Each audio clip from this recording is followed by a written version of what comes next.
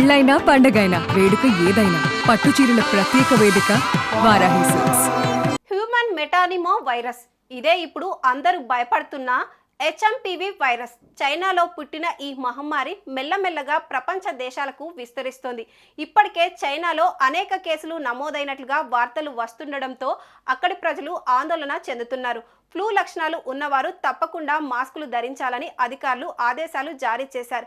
అయితే ఈ క్రమంలోనే ఇండియాలో ఇప్పటికే 3 కేసులు నమోదవ్వడంతో ప్రజలంతా అయోమయానికి గురవుతున్నారు.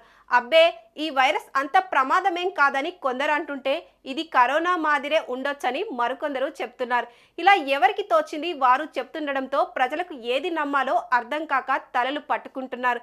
హెచ్ఎంపివి వైరస్ వ్యాప్తి నేపథ్యంలోనే తాజాగా WHO మాజీ chief scientist doctor Soumya Swaminathan స్పందించి కీలక సూచనలు చేశారు.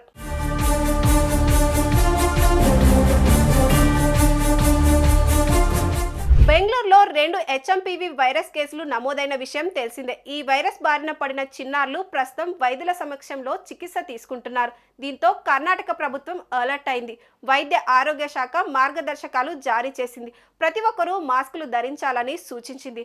అయితే ఈ క్రమంలోనే WHO మాజీ chief scientist doctor Soumya Swaminathan స్పందించి మాట్లాడిన తీరు చూస్తే కొంత ఉపశమనం కలిగి ధైర్యం కలుగుతుందని ప్రజలు చెప్తున్నారు. ఇంతకు ఆమె ఏం చెప్పిందో ఇప్పుడు చూద్దాం.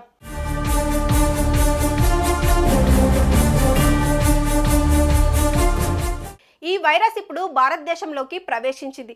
ఈ క్రమంలో ఎవరు ఆందోళన చెందాల్సిన పని లేదని డాక్టర్ సౌమ్య స్వామినాథన్ తెలిపారు.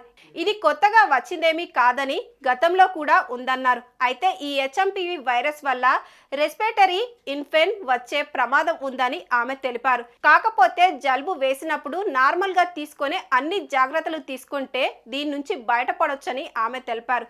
ఇదే సమయంలో ఎవరు ఆందోళన చెందాల్సిన పని లేదని ఆమె అన్నారు. ఇదిలా ఉంటే డాక్టర్ సౌమ్య స్వామినాథన్ 2019 కరోనా సమయంలో WHOలో చీఫ్ సైంటిస్ట్ గా పనిచేశారు. సుమన్ టీవీలో మీ పర్సనల్ అండ్ బిజినెస్ ప్రమోషన్స్ కోసం కింది నెంబర్కి కాంటాక్ట్ చేయండి.